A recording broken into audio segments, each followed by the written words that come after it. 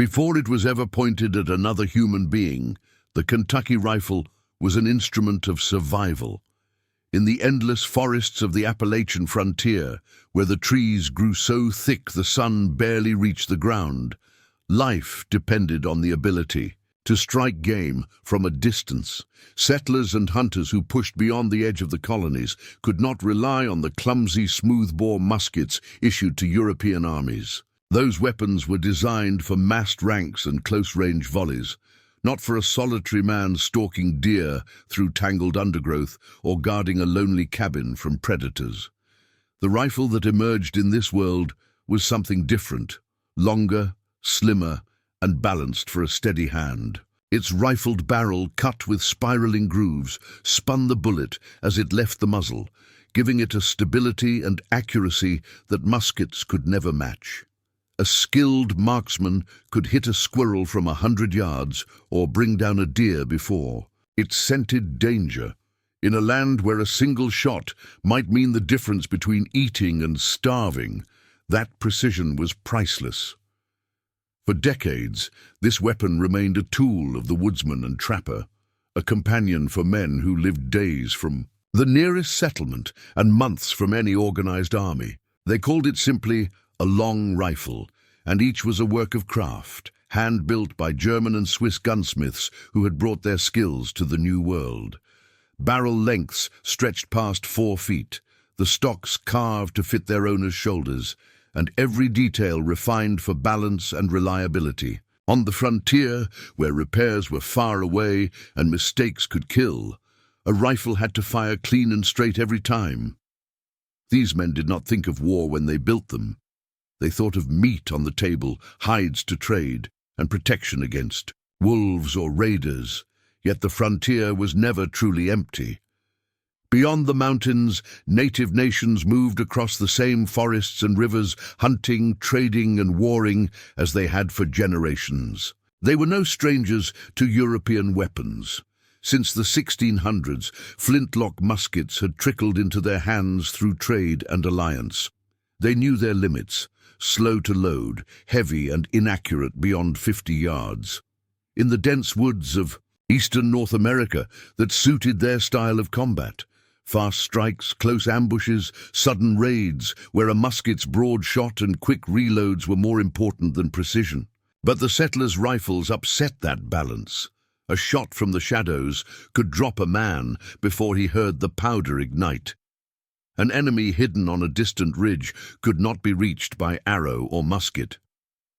At first, native warriors dismissed these weapons as hunting tools, too slow and cumbersome for battle. Then they began to encounter them in skirmishes, and the results were impossible to ignore. What made the rifle so disruptive was not just its range, but its intent. It was built for the individual, not the formation. In European warfare, soldiers stood shoulder to shoulder and fired in unison, the massed smoke and noise meant to break enemy morale as much as bodies. But the Kentucky rifle was the opposite. Silent, deliberate, deadly in the hands of a single marksman who could choose his moment. It rewarded patience and precision over speed. It favored those who could melt into the forest and strike unseen. And on the frontier, where battles were not fought on open fields, but in ravines, thickets, and shadowed glens, that mattered more than all the drilled maneuvers of the old world. It was only a matter of time before a weapon made for hunting turned to hunting men. The settlers who carried these rifles were not soldiers by training, but they were expert shots by necessity. They had learned to breathe with the wind, to judge distance by instinct, and to make every ball count. When conflict came, as it inevitably did over land, trade, and survival, they brought those skills with them. Native warriors, who had long relied on speed and surprise, now faced an enemy who could kill from twice the distance they expected and who did not need to reveal himself to do it. What had once been a duel of stealth and movement became a contest of patience and range. By the time the rifle stepped fully onto the stage of war, the transformation was already underway. The hunters who had learned to stalk deer now stalked enemy scouts. The same weapon that brought down elk across a river now dropped warriors before they could close the gap. And as word spread of the long rifle's uncanny reach, the balance of fear shifted. In a world where the fastest runner or boldest ambush had always decided victory, the power to strike unseen from the tree line rewrote the rules. The hunters had become warriors, and the wilderness itself had become their battlefield. The Kentucky rifle was not born in a royal armory or a military laboratory. It was shaped instead by the hands of craftsmen working in dimly lit workshops scattered across the backcountry of Pennsylvania, Virginia, and the Kentucky frontier. These men were immigrants, many of them from the German-speaking lands of Europe, where the art of gun-making had been refined over centuries. They brought with them the knowledge of how to forge barrels, carve stocks, and cut rifling grooves, techniques that had long produced the hunting rifles known as Jaegers. But the world they found in America was unlike the forests and farms of their homeland. Here, the distances were greater, the game more elusive, and the dangers less predictable. The guns they had once built for short-range hunts were too heavy and too limited for the sprawling wilderness that stretched beyond the colonies. So they began to experiment. The Jaeger rifle, with its thick barrel and short length, had been an excellent hunting weapon in the German forests, where visibility was limited and shots were taken at close range.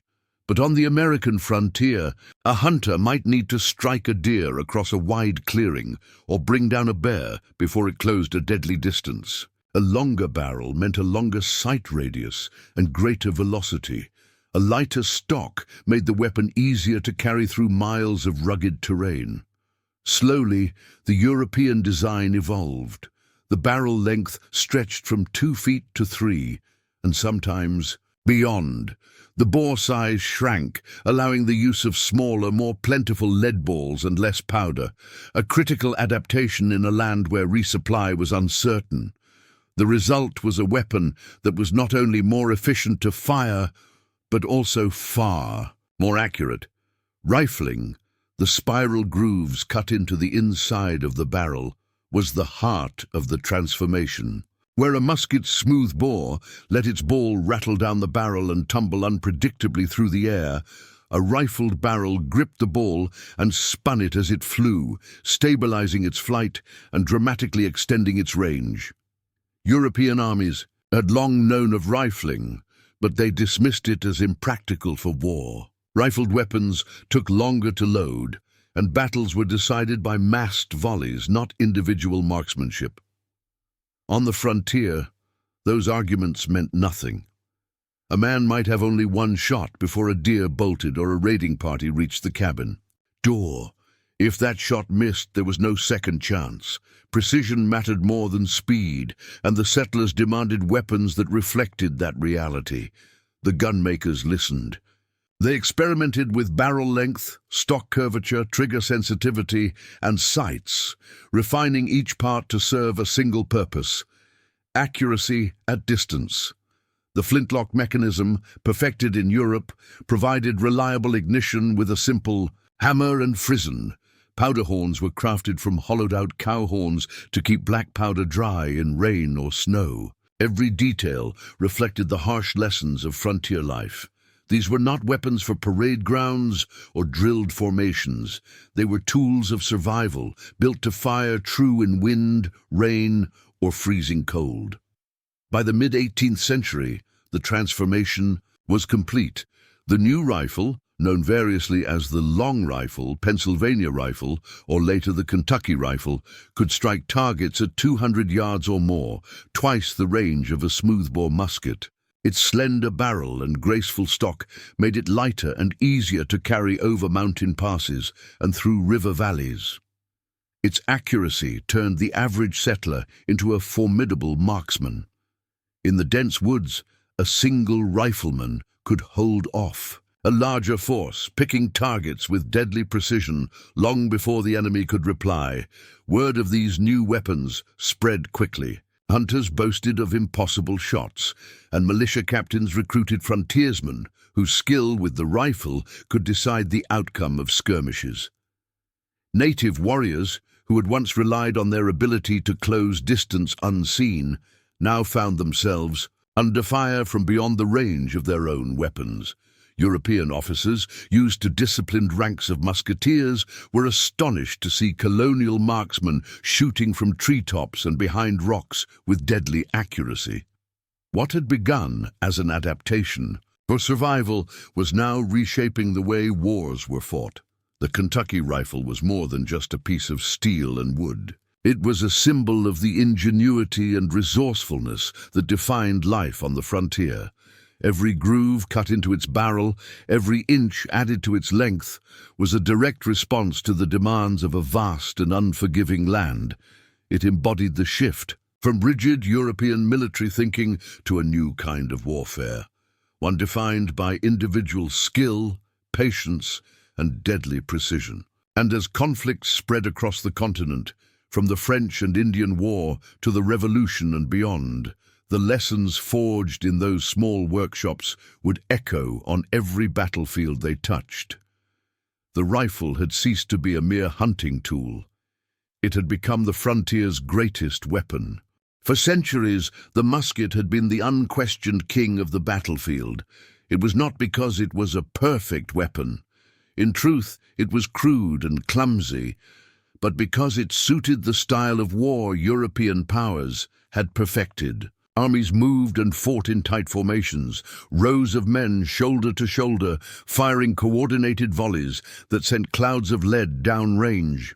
The smoothbore musket, with its unrifled barrel and loose-fitting ball, was easy to load and fire quickly. A trained soldier could discharge 3 rounds a minute, and when thousands did so together, the sheer volume of fire mattered more than whether any single shot found its mark.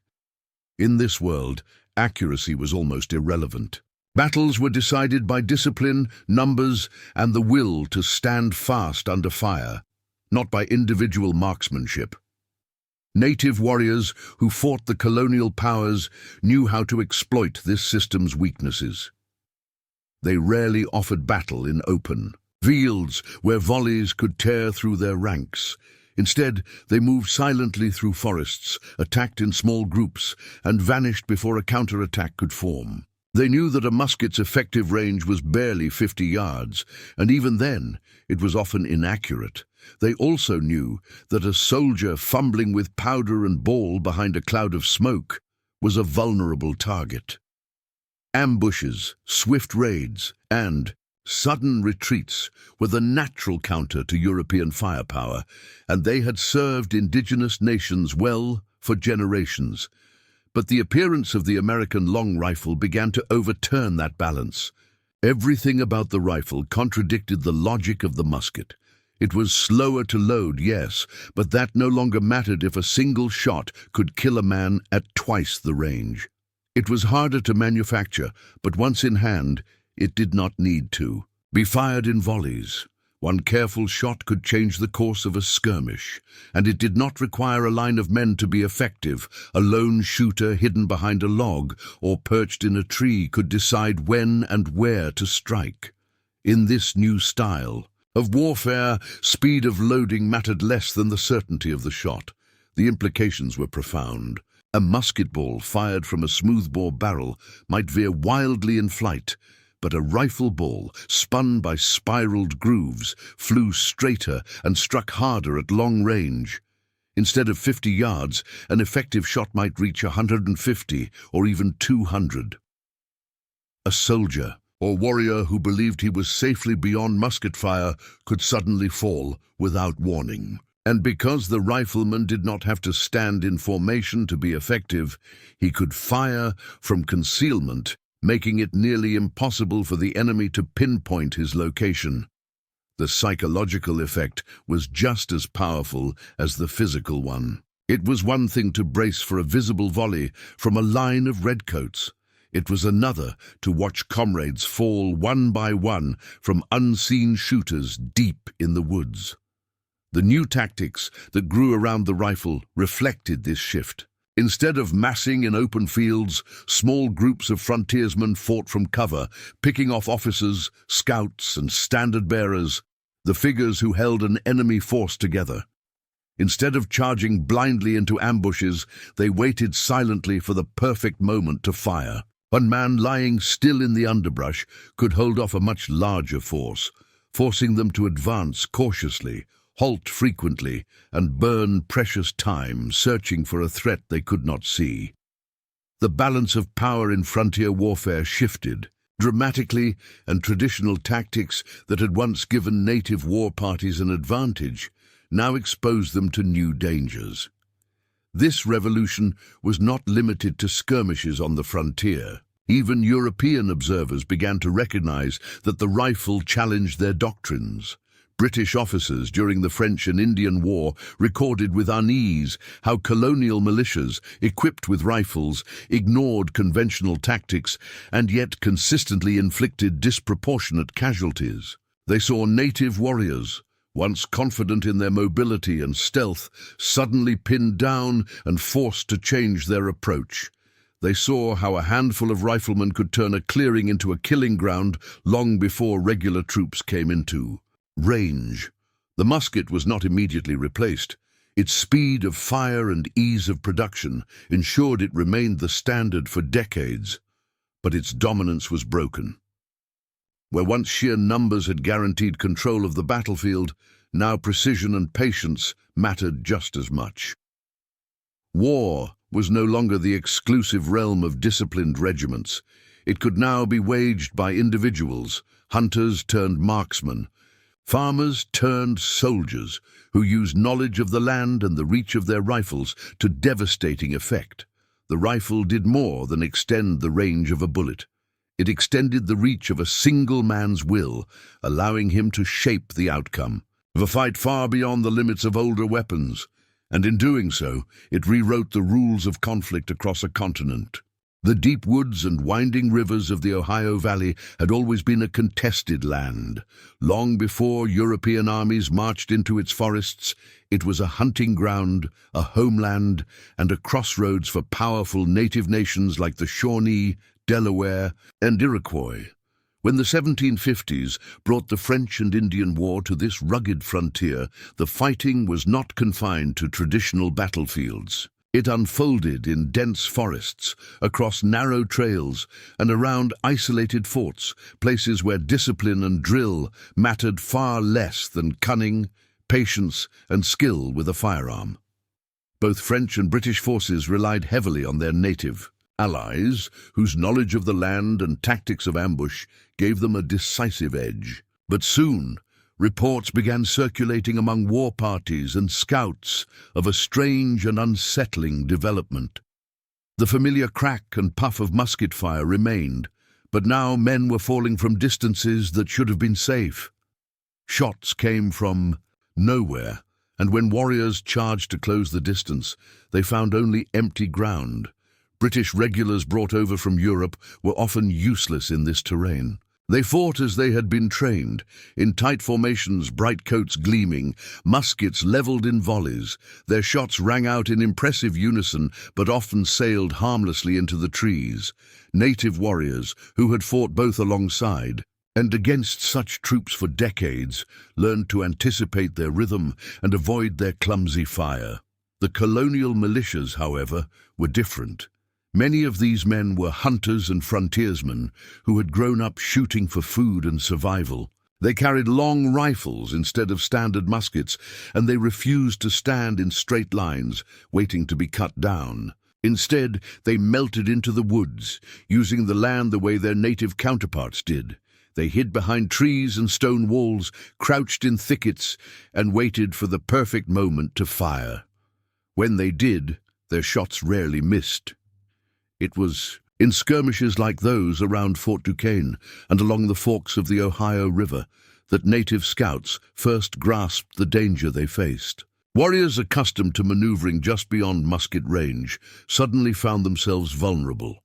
Officers, often singled out by their bright sashes or feathered hats, fell from astonishing distances. Messengers and scouts who believed themselves invisible at the edge of the tree line dropped without warning.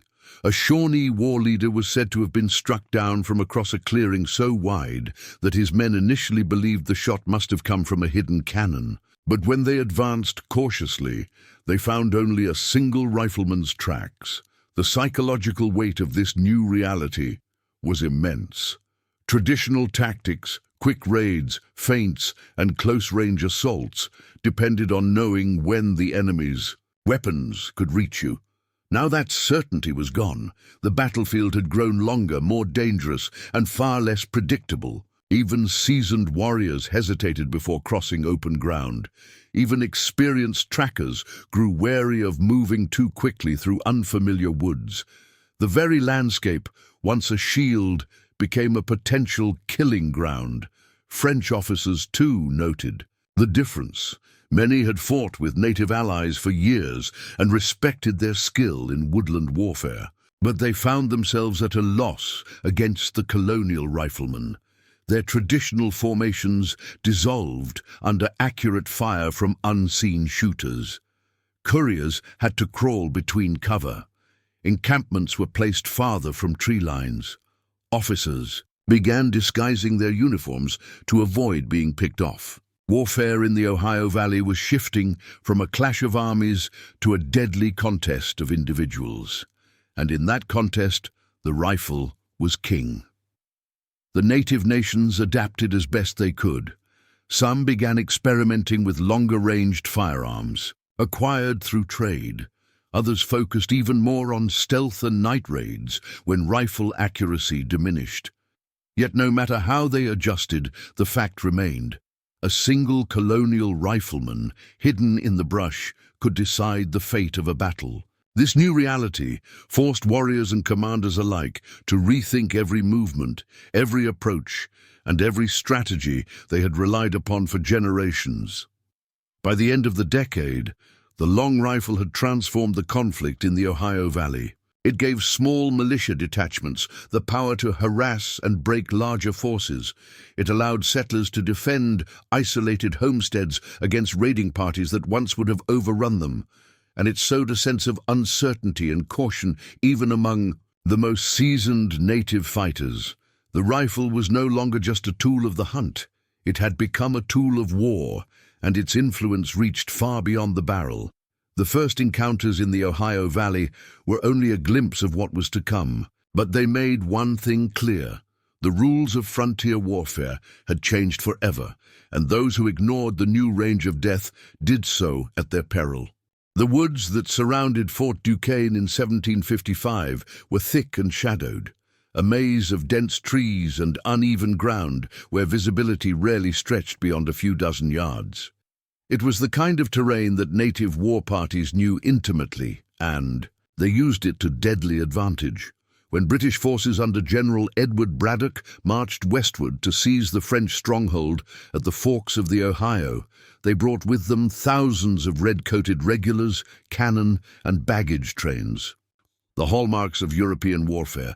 They also brought a belief that disciplined lines and musket volleys would scatter any resistance they met.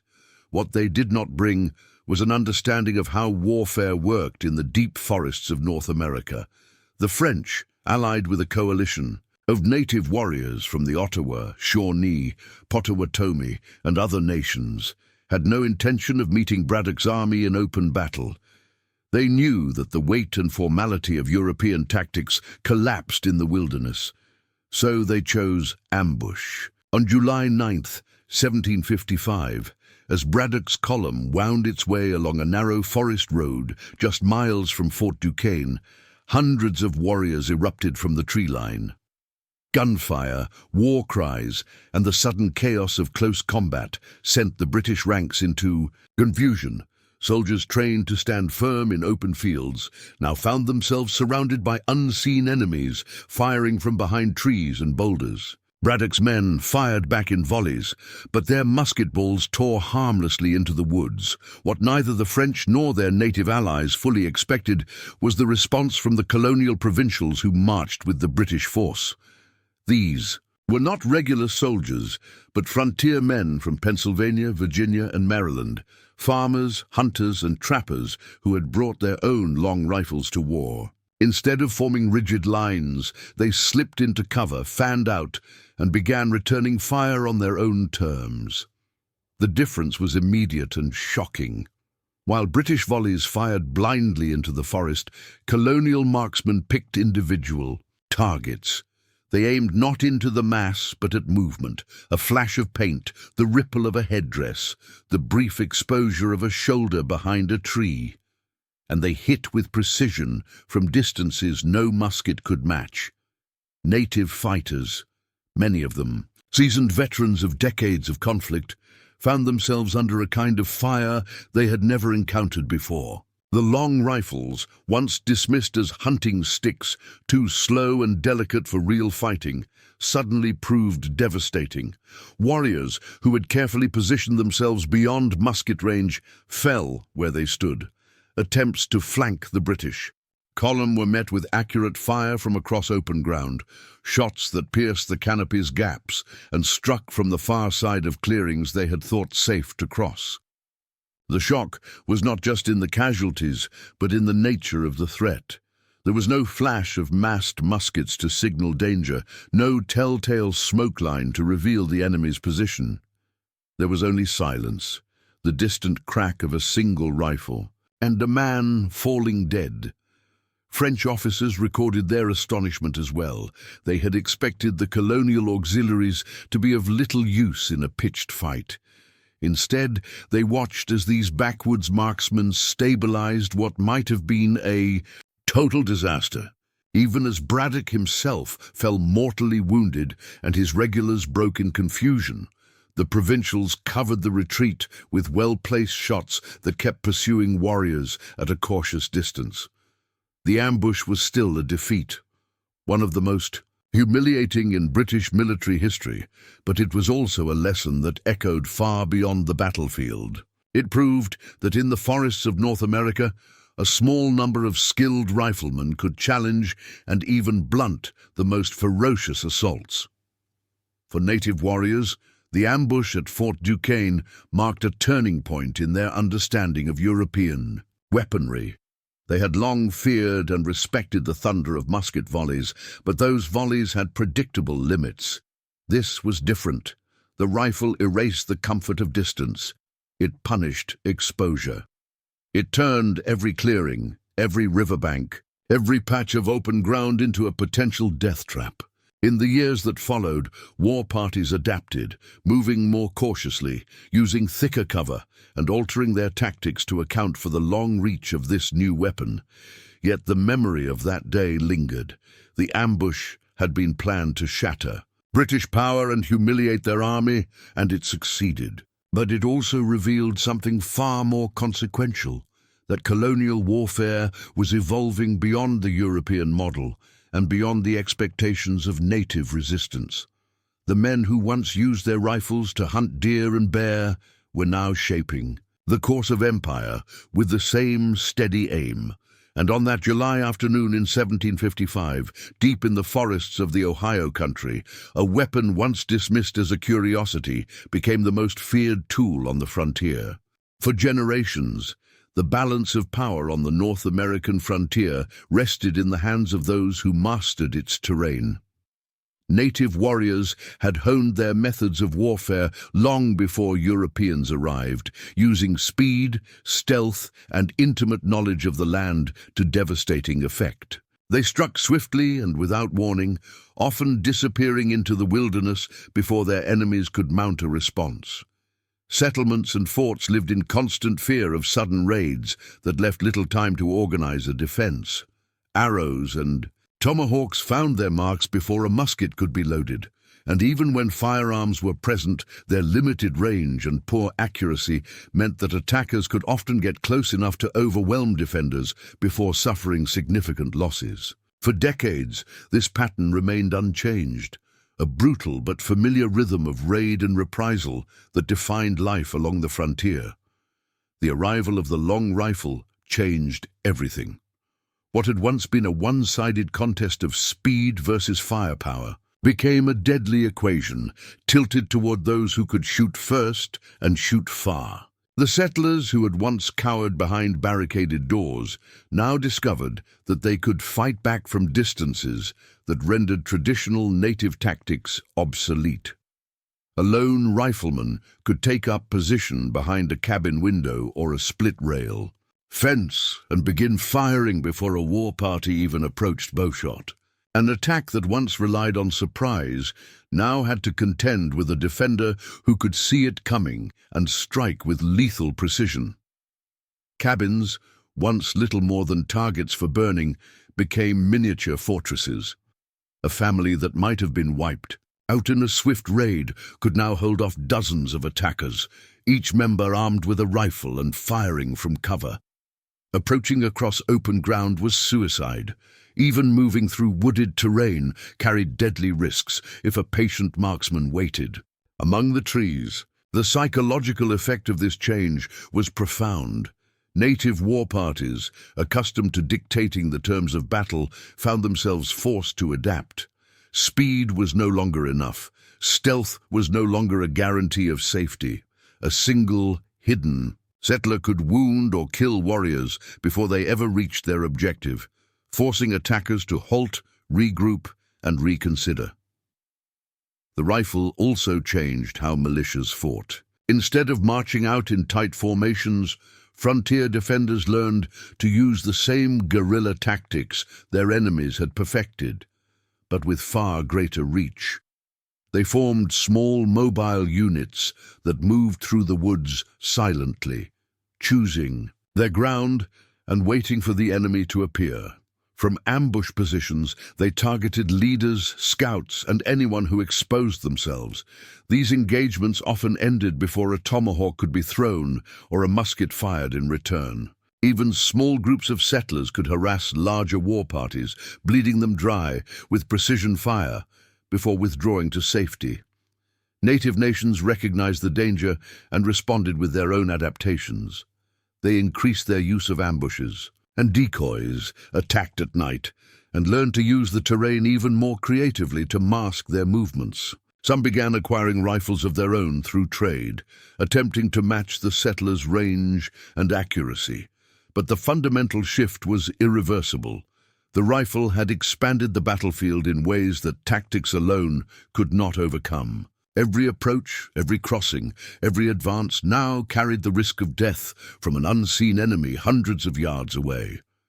The consequences rippled far beyond individual skirmishes.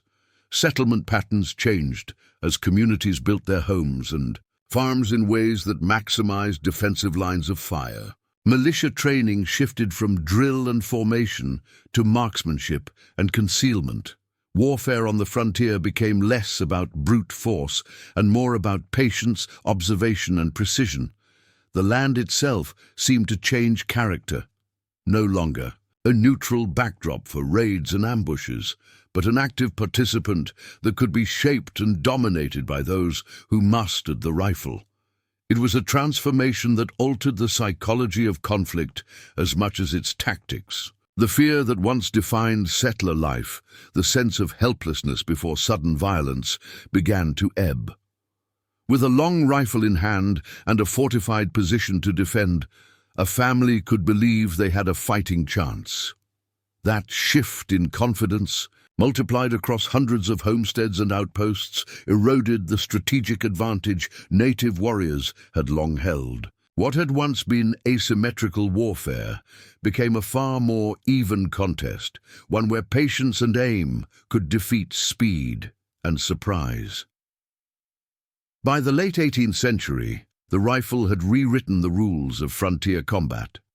Raids still occurred, battles were still fought, and victories still went to those who used the land wisely. But the era when attackers could count on closing the distance before facing serious resistance was gone. The frontier had become a battlefield defined by distance, patience, and deadly precision, and those who did not adapt to that new reality found themselves facing a weapon that could end the fight before it had truly begun. The settlement at Boonesborough was little more than a cluster of rough-hewn cabins and timber walls carved out of the Kentucky wilderness. But to those who lived there, it was a fragile island of civilization in a sea of danger. Founded in 1775 by Daniel Boone and a small group of settlers, it quickly became a symbol of American determination to push westward despite the risks. By 1778, however, that defiance was about to be tested in a way that would define the future of frontier warfare. Shawnee warriors, allied with British forces during the Revolutionary War, launched a campaign to drive the settlers from their new home. Their plan was not one of swift destruction, but of patient siege. Surround the fort, cut off its food supply, and wait until hunger forced the defenders to surrender. It was a strategy that had worked countless times before, but this time the defenders had something new, a corps of experienced riflemen who would make every inch of ground outside those log walls deadly.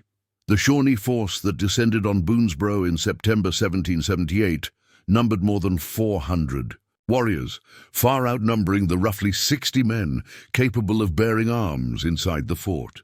They were led by Chief Blackfish, a seasoned leader who understood both native tactics and European-style siege warfare.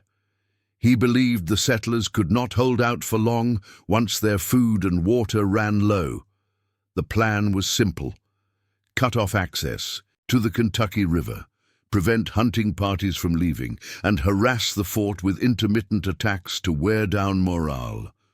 If necessary, they would storm the walls once starvation weakened the defense. But from the opening days of the siege, the riflemen of Boonesborough made that plan far more costly than anyone anticipated. The defenders knew that a frontal assault would come only if the Shawnee could approach close enough without catastrophic losses, so they used their rifles to ensure that never happened. From the safety of firing ports cut into the thick log walls, they scanned the tree line for any sign of movement. When a warrior attempted to cross open ground, a single shot rang out, and he fell before he had a chance to throw a spear or fire a musket. Even behind cover, the Shawnee were not safe. The long rifle's accuracy meant that defenders could target warriors peering around trees or crouched behind logs, turning concealment into a false comfort. The very terrain that had once favored attackers, the forested approaches and brushy slopes, became a trap where any exposed inch could draw a bullet.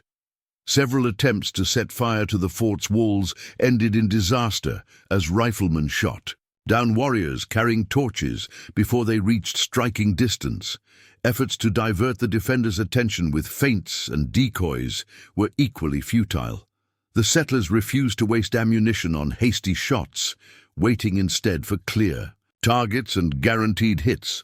Even sniping attempts by the attackers failed to match the defenders' precision. The long rifles outranged the muskets and trade guns the Shawnee carried, forcing them to fire blindly or retreat out of range altogether. The siege dragged on for days, but the psychological toll of the rifle fire was as significant as the physical losses.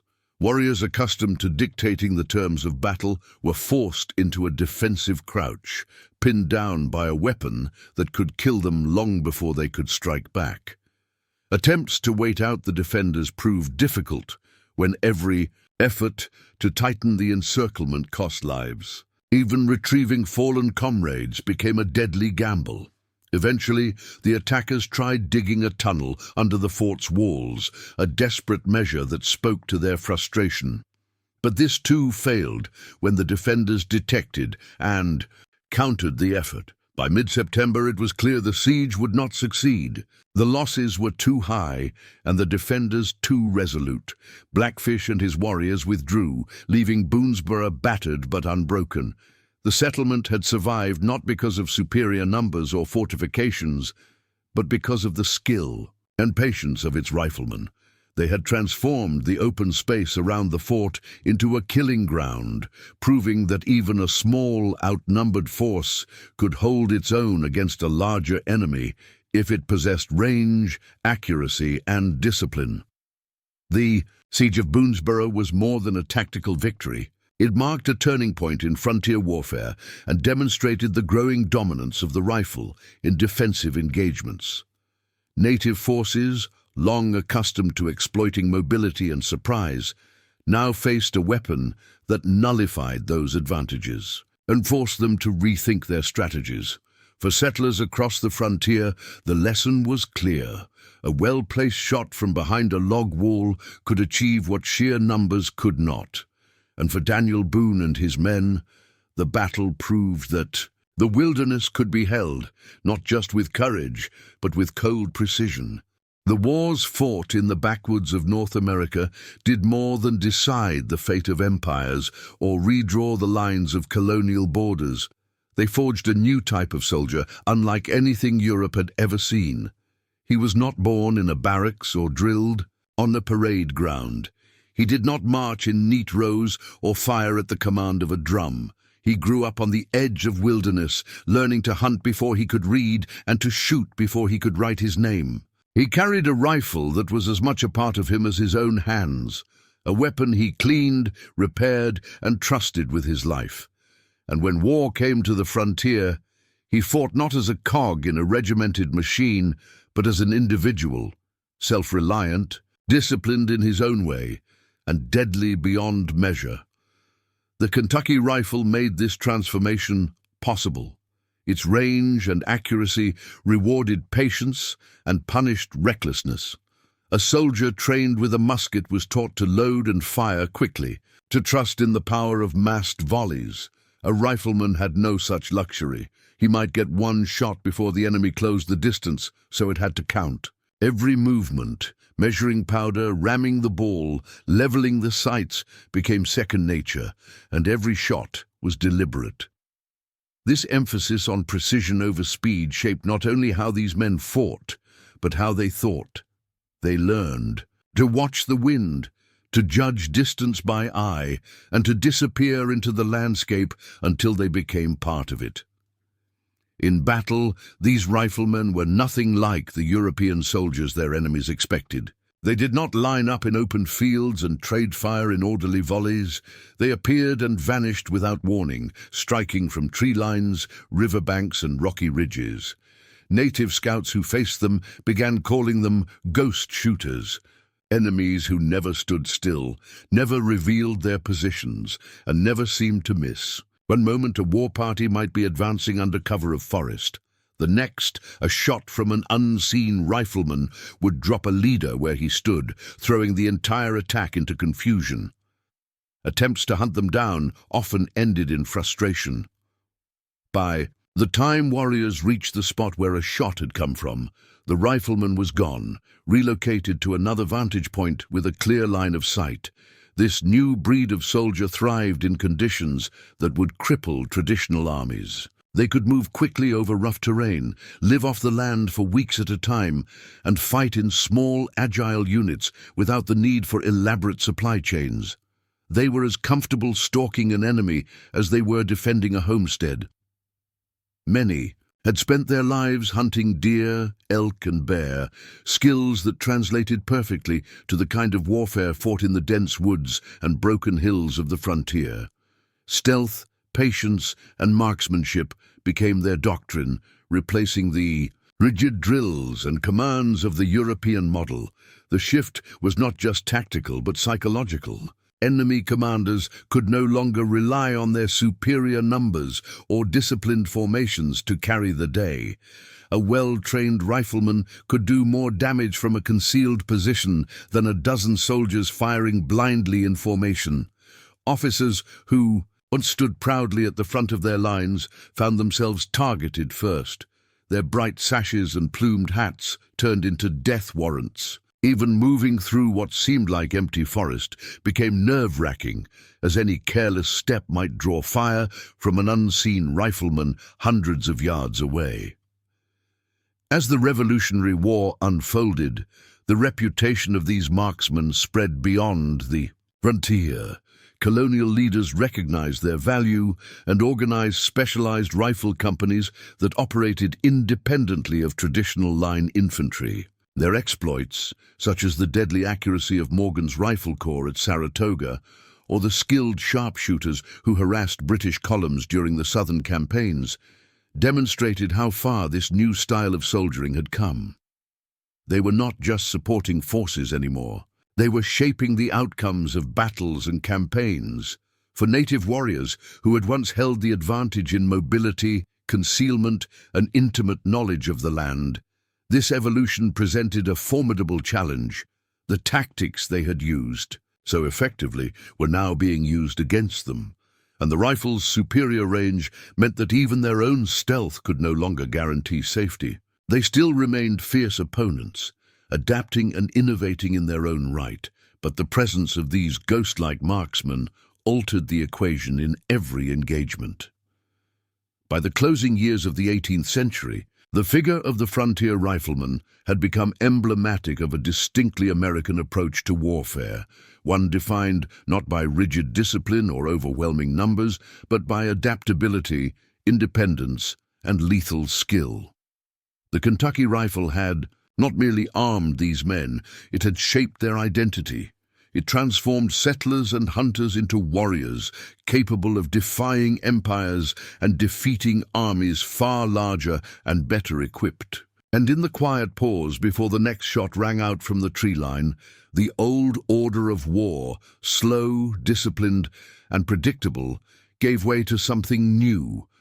War waged by individuals who understood that precision and patience could win where sheer force could not. By the dawn of the 19th century, the landscape of war in the American frontier had been transformed beyond recognition. The Kentucky rifle was no longer a novelty or a hunter's tool. It was a decisive factor that shaped every engagement, every movement, and every calculation on both sides of the conflict.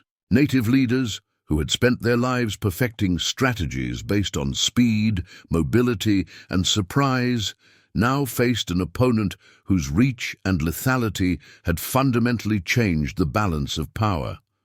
Few understood this more clearly than Tecumseh, the Shawnee leader whose vision of a united native confederacy was one of the most ambitious resistance movements ever mounted against American expansion. His war was not only a fight for land and sovereignty, but also a confrontation with a new form of warfare, in which range and precision dictated the terms of battle. Tecumseh had spent his early life fighting in the old way: swift raids, close engagements, and coordinated strikes designed to overwhelm isolated settlements before they could muster a defense. But by the early 1800s, he witnessed firsthand how even a handful of settlers armed with rifles could resist much larger forces. A fortified cabin, manned by 6 or 7 determined riflemen, could inflict devastating casualties on attackers before they came within musket or arrow range. What once had been a straightforward assault now required careful planning, costly diversions, or abandonment altogether. The rifle had become a force multiplier, an amplifier of strength that allowed small groups to hold their ground against superior numbers. Tecumseh's alliance, forged from dozens of tribes across the Great Lakes and Ohio Valley, was built on the belief that unity could overcome technological disadvantage. And for a time it did. His warriors fought with skill and ferocity, launching coordinated campaigns that struck fear into frontier settlements and even challenged U.S. military forces. Yet the rifle's presence haunted every battle plan. It dictated the routes they chose, the timing of their attacks, and the risks they were willing to accept. Warriors advancing across open ground could be cut down from distances they could not match. Ambushes, once devastating, were now met with deadly counterfire from settlers who needed only a glimpse of movement to respond. The Battle of Tippecanoe in 1811 was one of the clearest examples of this shift. Tecumseh's brother, Tenskwatawa, known as the Prophet, led a preemptive strike against Governor William Henry Harrison's force near the Tippecanoe River. The native warriors relied on speed and surprise, intending to overwhelm the encampment before dawn. But the Americans, many of them seasoned frontier fighters armed with rifles, were ready. They held their fire until the attackers were within range, then unleashed a storm of accurate shots that broke the assault before it reached their lines. The defeat was not merely tactical, it was psychological. It underscored that the rifle had eroded the effectiveness of traditional methods of warfare and made frontal assaults against fortified or prepared positions increasingly suicidal. Tecumseh adapted as all great leaders must. He emphasized mobility even more, instructing his forces to strike and vanish before the enemy could organize their deadly marksmanship.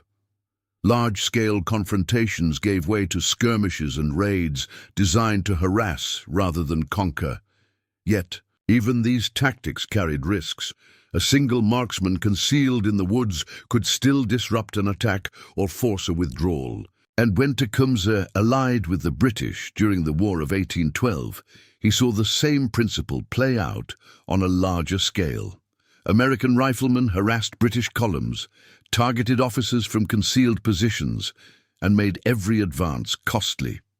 Even British regulars, veterans of European wars, were unsettled by the precision of these frontier shooters. The rifle's influence extended beyond the battlefield. It affected morale, shaping how warriors perceived their chances of victory and how settlers understood their own security.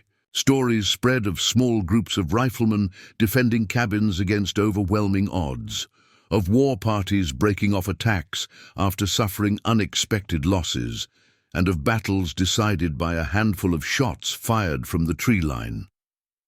These stories were not mere legend. They were reflections of a new reality in which accuracy could outweigh numbers and patience could defeat aggression. For Tecumseh, the fight remained one of courage and vision, and his leadership inspired fierce loyalty and respect even among his enemies. But the shadow of the rifle loomed over every engagement. It forced his confederacy to fight on terms set not by tradition or strategy, but by the reach of a weapon that had redefined warfare.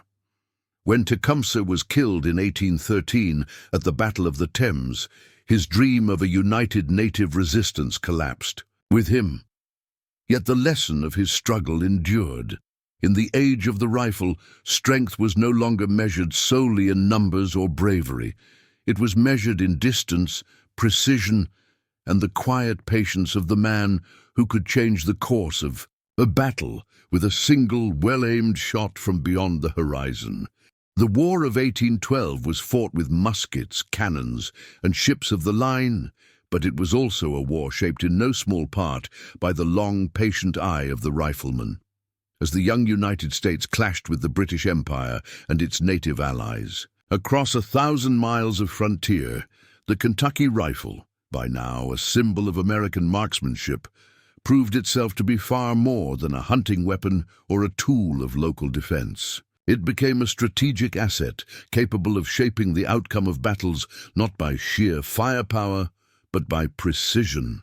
The riflemen who carried these weapons into war were not regular soldiers drilled in European tactics. They were frontiersmen, farmers, trappers, and hunters who had spent their lives shooting for survival. They were used to making every shot count, and in a conflict where armies were often small and scattered, that skill carried disproportionate weight. One of the clearest demonstrations of their impact came at the Battle of the Thames in October 1813.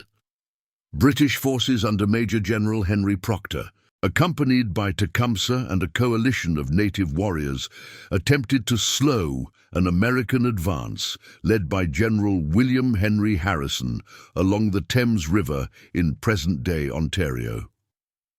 Proctor's troops were exhausted and demoralized, and Tecumseh's warriors, though fierce and determined, were heavily outnumbered. Yet it was not just the size of Harrison's force that sealed the battle's outcome. It was the deadly effectiveness of the riflemen positioned along the American flanks. From concealed positions behind fallen logs and dense underbrush, Kentucky and Ohio marksmen opened fire with chilling precision. They were not firing indiscriminately into the enemy ranks. Instead, they targeted officers, standard-bearers, and anyone who appeared to be issuing commands. Their shots reached far beyond musket range, striking men who believed themselves safe. British officers on horseback became prime targets, their distinctive uniforms and positions betraying them as leaders. One by one they fell, and with them the structure of British command began to unravel. Troops who might have rallied under orders were left confused and leaderless, and units that should have maneuvered in coordination instead faltered and broke. The same tactic was used against Tecumseh's warriors. Native leadership on the battlefield often depended on the presence of key war chiefs whose courage and commands kept their fighters focused. American riflemen understood this and deliberately aimed for those figures. When Tecumseh himself was killed, most accounts agree he was shot and killed during the battle, though by whom remains uncertain. The effect was immediate and devastating. The native resistance collapsed almost instantly, and the coalition Tecumseh had worked so hard to forge dissolved within days. What might have been a drawn-out engagement turned into a rout, not through overwhelming numbers or artillery, but because precision fire had decapitated the enemy's command structure in the opening moments of the fight. Such tactics would have been unthinkable a generation earlier. In the age of smooth-bore muskets, commanders could ride along the front lines with relative confidence, knowing that the odds of a single shot hitting them from any significant distance were low. But with rifles capable of delivering accurate fire well beyond 200 yards, leadership itself became a liability. Officers could no longer expose themselves to direct their troops without risking death. Entire strategies had to be reconsidered, with orders relayed from cover or by messenger instead of shouted from the front. The battlefield had grown more dangerous for those who led, and that danger often determined the outcome before the fighting was even decided. The effectiveness of riflemen during the War of 1812 went far beyond the Thames. At smaller skirmishes and larger engagements alike, they harassed enemy supply lines, ambushed detachments, and forced British and Canadian forces to alter their routes to avoid open ground where rifle fire could dominate. In defensive positions, their presence deterred assaults that might otherwise have succeeded. Even when they did not inflict heavy casualties, the psychological toll of knowing that a hidden marksman might be watching and waiting shaped enemy movements in profound ways. The war proved something that had been hinted at during earlier frontier conflicts but never fully realized, that accuracy could achieve what massed firepower could not. A single shot in the right place at the right time could do more than 100 musket balls fired blindly into a crowd. Leadership could no longer depend solely on courage or authority. It now had to reckon with a weapon that punished exposure and rewarded patience. For the British and their native allies, this lesson was often learned at a steep cost, and for the Americans, it reinforced a new reality, that the frontier marksman, with his long rifle and quiet confidence, was not just a supporting player in war, but a decisive force capable of altering the course of battles and shaping the destiny of nations. The rifle's true power was never measured solely in yards or the weight of its lead ball. Its most profound impact lay in something far less tangible but far more enduring, the fear it planted deep in the minds of those who faced it. Before the rise of the Kentucky rifle, warfare on the North American frontier had followed a familiar rhythm. Native warriors moved with confidence, knowing that distance was their ally. They could close the gap between themselves and an enemy before.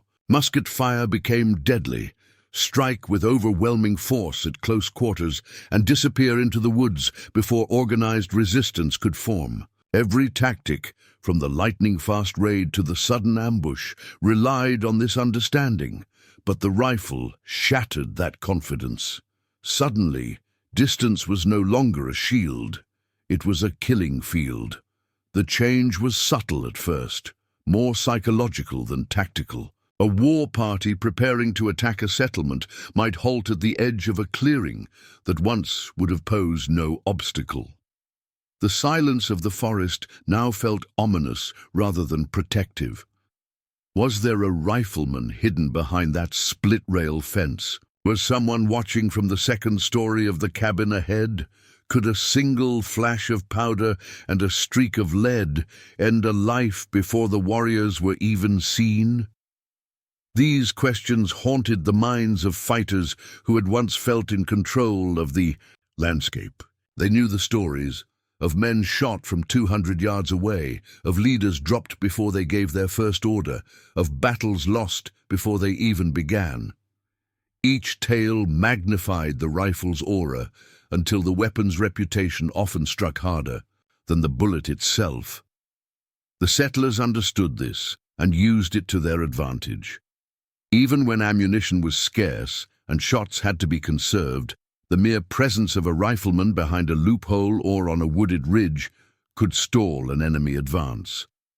War parties would spend hours or even days observing a target, trying to determine whether it was safe to approach. Some raids were abandoned altogether when scouts reported signs of rifle-armed defenders. It was no longer enough to outnumber the settlers or to attack with speed. Attackers had to calculate whether they could reach their enemy at all without suffering unacceptable losses before they were close enough to fight. This psychological edge extended far beyond individual battles. It reshaped the way both sides planned and moved. Native scouts began to avoid open ground entirely, sticking to thick forests and rugged terrain, even if it meant longer, more difficult routes. Raids became shorter and more opportunistic, with warriors striking quickly and retreating before riflemen could establish lines of fire. Camps and villages were placed farther from colonial settlements to reduce the risk of sudden long-range attacks. Even communication routes and trading paths shifted to avoid exposed areas that could become death zones under a watchful eye. For the settlers, the rifle's psychological power offered a new kind of security. Small, isolated communities that once lived in constant terror of raids now felt emboldened by the knowledge that they could fight back, or at least that their enemies would think twice before attacking. A single marksman in a watchtower could project influence far beyond his immediate surroundings. He might never fire a shot, yet his unseen presence could shape the decisions of enemy leaders miles away. This sense of deterrence was transformative, allowing settlements to grow and expand where once they might have been abandoned out of fear. But fear is a double-edged weapon, and the rifle wielded it against its users as well. The same settlers who relied on its range also lived with the knowledge that the weapon worked both ways. Native warriors acquired rifles of their own through trade, capture, and alliance, and soon they too were using range as a psychological tool. Settlers who had grown confident behind their palisades now felt the same unease as their enemies, unsure whether a distant flash of light might precede a deadly shot. The frontier became a landscape defined by mutual caution, where both sides moved with a wary respect for the unseen danger that lurked beyond the horizon. Still, the rifle's psychological impact remained one of its greatest advantages. It allowed a small number of defenders to exert control over vast stretches of land, slowed enemy movements, and transformed open ground into territory to be feared. It broke the rhythm of warfare, replacing reckless charges with hesitant advances, and turned every clearing, every ridge, and every distant tree line into a potential threat. Fear had always been a part of war, but now it was a weapon in its own right, invisible, omnipresent, and often decisive before the first shot was ever fired. And in the silence between those shots, the true power of the rifle revealed itself, the ability to make even the most seasoned warrior pause, reconsider, and wonder whether the next step forward might be his last. The arrival of the Kentucky rifle on the frontier did not end native resistance, but it did force a transformation in the way that resistance was carried out. For generations, indigenous warriors had relied on methods that exploited the weaknesses of European weapons and tactics. They struck with speed, avoided open ground, and melted into the landscape before a counterattack could form. These tactics had served them well against slow-loading muskets and rigid line formations, but the rifle's extended range and deadly precision made many of those strategies far more dangerous. To survive, and to continue fighting, native fighters had to evolve. Adaptation was not a choice, it was the only path forward. One of the earliest adjustments was a renewed emphasis on night operations. Darkness neutralized the rifle's greatest advantage, its ability to strike accurately across distance. A skilled marksman might hit a man at 200 yards in daylight, but under the cover of night, even the most experienced rifleman struggled to see his target. Raids that once took place at dawn or dusk shifted deeper into the night, when settlers were asleep and their rifles useless beyond a few paces. Entire villages learned to post sentries and build watchtowers not for daylight defense, but to detect the faint signs of movement in the hours before dawn. These nocturnal assaults were not without risk, but they restored some of the tactical edge that the rifle had taken away. Another adaptation came in the use of decoys and deception. War parties began employing false movements to draw rifle fire, prematurely or misdirect defenders' aim.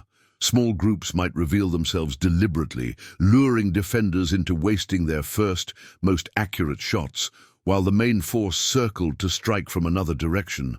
Others used noise and distraction, shouts, drums, or false campfires to confuse riflemen about where the real threat lay. These tactics could never eliminate the danger of long-range fire, but they reduced its effectiveness and bought precious seconds to close the distance. Cover and concealment, long staples of native warfare, took on even greater importance. Warriors became masters of using the land itself as a shield. They crawled through ravines, crept along riverbeds, and used tall grasses and underbrush to mask their approach. Attack routes were mapped not for speed, but for the density of natural cover they offered. Even the timing of attacks changed. Instead of advancing under the bright midday sun, warriors often waited for rain, mist, or fog, any condition that would reduce visibility and blunt the rifle's deadly reach. Every element of the environment became a potential ally in the struggle to negate the weapon's advantages. There were also efforts to fight fire with fire. Through trade with European powers, raids on settlements, and battlefield captures, native fighters acquired rifles of their own. Warriors who once relied exclusively on bows or muskets began training with rifled weapons, learning the same techniques of patience, breath control, and marksmanship that their enemies had mastered. This did not happen overnight. Rifles were expensive, ammunition was scarce, and their slower rate of fire required a different style of combat. But over time, native marksmen emerged who could match settler riflemen shot for shot. In some engagements, duels between hidden riflemen on opposing sides stretched battles into hours-long stalemates, with neither willing to expose themselves first. Despite these innovations, the rifle continued to shape the battlefield in fundamental ways. Even when native fighters succeeded in closing the distance, they often did so at significant cost. A single misstep, a momentary lapse in concealment, could mean death from hundreds of yards away. Attacks that once unfolded in minutes now required hours of cautious movement. Larger war parties often split into smaller, more flexible groups to reduce their vulnerability to concentrated rifle fire. And while the most daring warriors still attempted bold daylight assaults, these became the exception rather than the norm. The rifle dictated the tempo and character of every encounter, forcing opponents to think differently about time, space, and risk. The adaptation was not merely tactical, but cultural as well. Leaders who had built their reputations on swift, decisive raids now had to plan more cautiously, balancing the warrior tradition of boldness with the new reality of long-range death. The lessons learned on the frontier reshaped alliances, strategies, and expectations. Even when native warriors won battles or inflicted heavy casualties, the shadow of the rifle loomed over every decision, shaping where and how they fought. In the end, adaptation could never fully erase the rifle's advantage, but it did ensure that the struggle continued. Far from being passive victims of technological change, native fighters met the challenge with ingenuity, resilience, and determination. They turned darkness, deception, and the land itself into weapons, proving that even in the face of overwhelming firepower, human creativity could still find ways to fight back. Yet for all their efforts, the rifle remained the silent arbiter of the battlefield, an invisible hand guiding movements, shaping strategies, and reminding everyone involved that the rules of war had changed forever. The Kentucky rifle was more than a weapon. In the hands of the men who carried it, it became an extension of character, a symbol of skill, and a tool that shaped the destiny of a nation pushing westward. Its polished stock and rifled barrel were not just pieces of wood and steel, they were repositories of stories, each mark and scratch earned in the wilderness, each engraving a testament to the hands that had shaped it and the eyes that had aimed it. Among the thousands who wielded these rifles, a few became legends, men whose names passed from campfire to campfire, whose deeds seemed to blur the line between fact and myth. They were not generals or politicians, but ordinary frontiersmen whose marksmanship altered the course of battles, protected isolated settlements, and carved out new possibilities on a continent still contested and wild. One of the most celebrated of these figures was Timothy Murphy, a rifleman whose name became synonymous with precision shooting during the American Revolution. Murphy had grown up in the Pennsylvania wilderness, where his skills as a hunter were honed long before he set foot on a battlefield. When war came, he joined Daniel Morgan's Rifle Corps, an elite unit of sharpshooters tasked with using their range and accuracy to disrupt enemy formations. Murphy's most famous shot came at the Battle of Saratoga in 1777, a turning point in the war. British General Simon Fraser, a key commander, was rallying his troops and turning the tide of battle in Britain's favor. Morgan, knowing the importance of removing Fraser, reportedly turned to Murphy and gave him a simple order. "That gallant officer is General Fraser. I admire him, but it is necessary that he should die. Do your duty." Murphy climbed a tree, steadied his rifle, and took aim from nearly 300 yards, an extraordinary distance for the time. His first shot missed, but the second struck Fraser in the stomach, mortally wounding him. The British line faltered, and the battle soon swung in the Americans' favor. That single shot, fired by a backwoods marksman with a handmade rifle, helped change the course of a war. Simon Kenton was another frontiersman whose skill with a rifle became legendary, though his exploits were forged more in the brutal realities of frontier life than in the organized battles of armies. Kenton was a scout, a soldier, and a survivor, navigating the dangerous borderlands of Kentucky and Ohio during decades of conflict between settlers and native nations.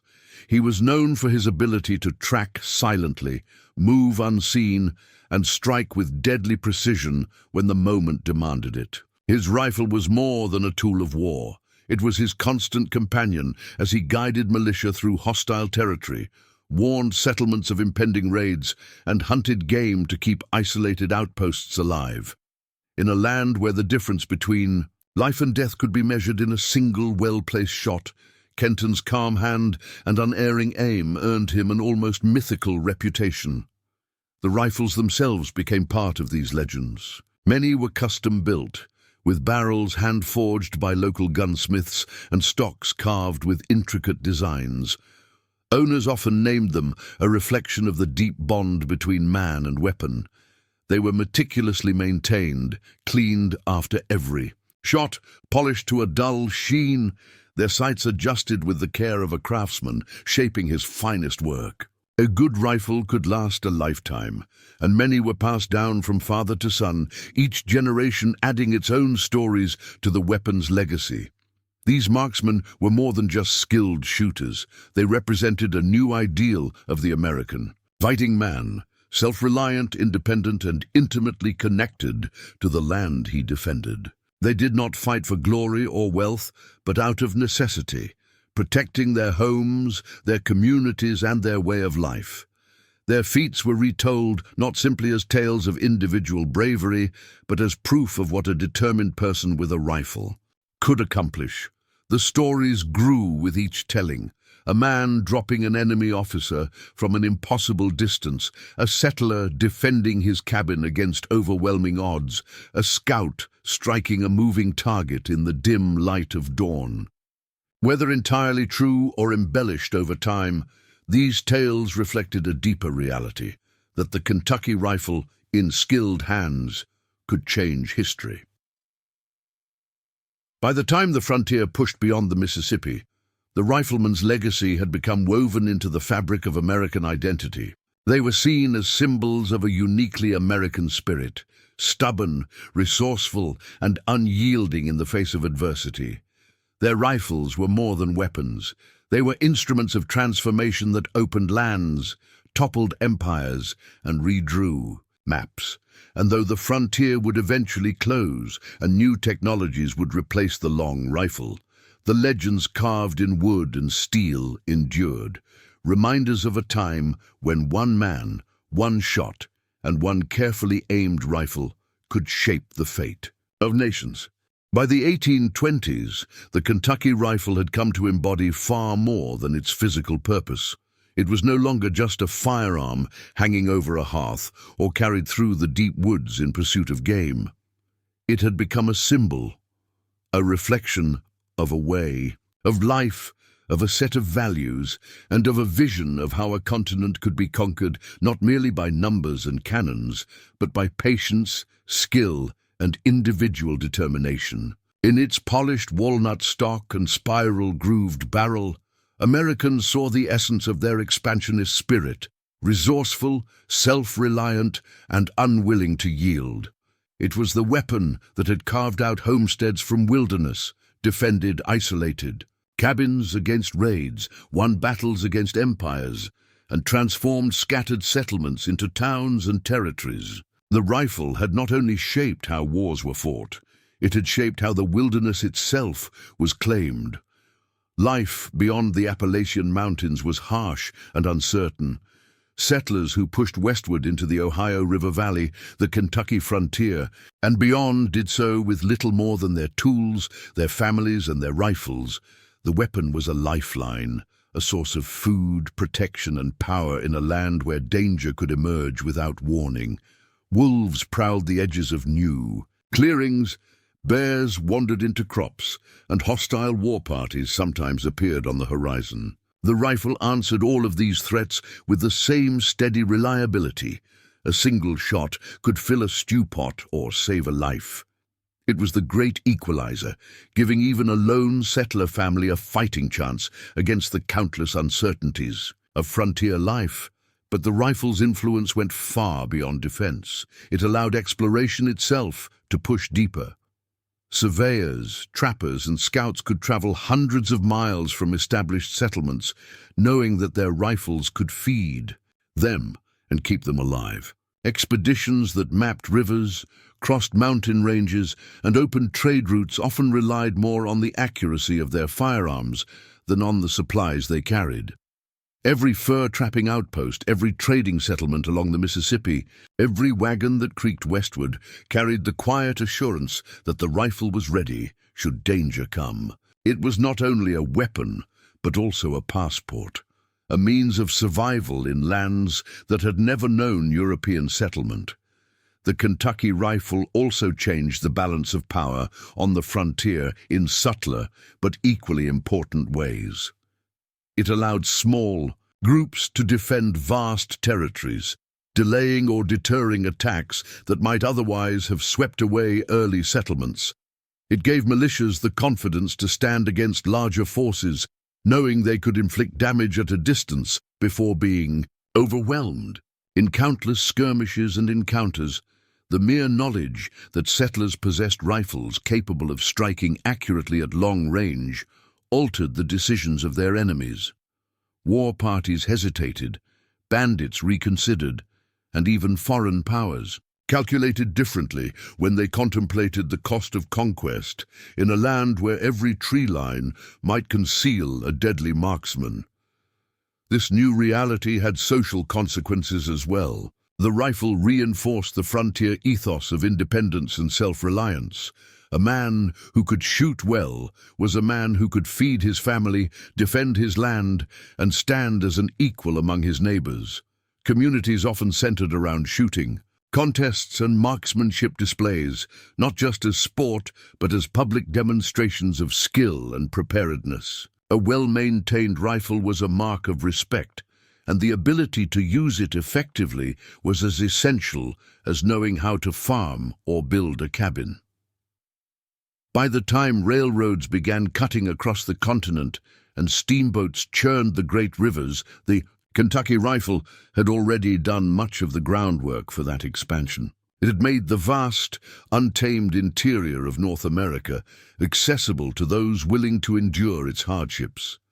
It had given settlers the confidence to plant crops in hostile territory, build homes in remote valleys, and push past the edges of the known world. Entire regions, from the wooded hills of Kentucky to the fertile plains of the Midwest, were brought under the control of people who, only a generation earlier, might have been too vulnerable to venture there. In many ways, the rifle's legacy transcended its role as a weapon. It became a metaphor for the nation itself, a country born of individuals rather than armies, built by skill rather than overwhelming force. Where European empires relied on lines of soldiers and massive artillery to expand their influence, the United States had conquered its frontier one shot, one settlement, one determined rifleman at a time. The long, cold shadow of the Kentucky rifle stretched far beyond the smoke of battlefields and the clearing of forests. It extended into the very identity of the nation, shaping how Americans saw themselves and their place in the vast lands they now claimed. And though newer firearms would eventually surpass it in range and power, none would ever match the symbolic weight carried by the rifle that won the wilderness, a weapon that had not just defended a people, but defined them. The transformation of warfare on the North American frontier was not a sudden event marked by a single battle or decisive invention. It unfolded gradually, shaped by countless skirmishes, sieges, and struggles for survival. Arrows still hissed. Through the air, tomahawks still struck with brutal force, and the old tactics of speed and stealth did not vanish overnight. But by the early decades of the 19th century, they no longer defined the outcome of conflict as they once had. The Kentucky rifle had changed the rules too thoroughly, reshaping not only how wars were fought, but also how power itself was measured. The land that had once favored those who could move swiftly and strike without warning, now rewarded those who could wait, observe, and deliver death from afar. The warrior who once sought glory in a close charge now faced annihilation before. He reached his enemy. The frontier was still wild and violent, but the balance of power had shifted permanently. The most obvious shift was tactical. Before the rise of the rifle, combat was often a contest of momentum. Who could close the distance fastest, who could strike first, who could overwhelm an opponent before they had time to respond. Bows and tomahawks thrived in that environment, weapons designed for rapid engagements at close range. Even the musket, for all its shortcomings, fit into that logic. But the rifle introduced a new equation. Battles could now be won long before the enemy approached striking distance. A skilled marksman did not need to rush forward. He could wait in silence, hidden among trees or behind fortifications, and let the enemy come to him. Precision replaced speed as the deciding factor, and patience became a more valuable trait than aggression. This new reality transformed defensive warfare. A single fortified cabin could withstand a larger attacking force, provided the defenders were skilled with their rifles and had enough powder and shot. Settlements that once would have been abandoned at the first sign of danger now had the means to hold their ground. Even isolated scouting parties or small militia detachments could delay or repel much larger groups if they controlled the high ground or a strategic choke point. The battlefield was no longer dictated solely by numbers or bravery. Terrain, distance, and marksmanship became just as important, and often more decisive. The ripple effects extended beyond the battlefield. Diplomacy and alliances began to shift in subtle ways as both native nations and European powers recalculated their strategies in light of the rifle's influence. Leaders who once relied on massed raids or quick victories now recognized the risks of prolonged engagements against an enemy who could inflict heavy casualties from a distance. This realization led to more negotiations, truces, and strategic withdrawals than might have occurred in an earlier era. Power was no longer simply about who had the most warriors or the sharpest blades. It was about who could control the space between combatants, who could dominate the landscape before an enemy even arrived. For native peoples, this shift was both a challenge and a catalyst for innovation. Many adapted their tactics, as they had for centuries, by acquiring rifles of their own, training marksmen, and integrating long-range fire into their strategies. Yet even as they adapted, the fundamental advantage remained with those who could produce, supply, and maintain rifles on a large scale, and that increasingly meant settler militias and organized American forces. Access to gunpowder, ammunition, and skilled gunsmiths became as vital as warriors themselves. Warfare was no longer fought only with muscle and courage, but with logistics and industry, and that fact altered the balance of power across the continent. The Kentucky Rifle's legacy reached even deeper into the psychology of conflict. Its presence on the frontier created a sense of inevitability, a recognition that the old ways, while still potent, could no longer guarantee victory. Warriors moved more cautiously, commanders planned more deliberately, and battles unfolded more slowly, shaped by the constant awareness of unseen threats lurking beyond the horizon. Even peace negotiations carried the unspoken weight of the rifle's range. The knowledge that a small group of determined men could hold vast swathes of territory with their weapons changed how power was asserted and contested. By the time the frontier pushed past the Mississippi and new territories opened in the West, the Kentucky rifle was more than a firearm. It was a symbol of a new order. It embodied the triumph of distance over closeness, of skill over sheer force, of patience over impulsive attack. Arrows and tomahawks did not disappear from the battlefield, but they no longer defined it. The rhythms of war had slowed, its margins widened, and its outcomes were shaped by men who could wait and strike from beyond the reach of their enemies.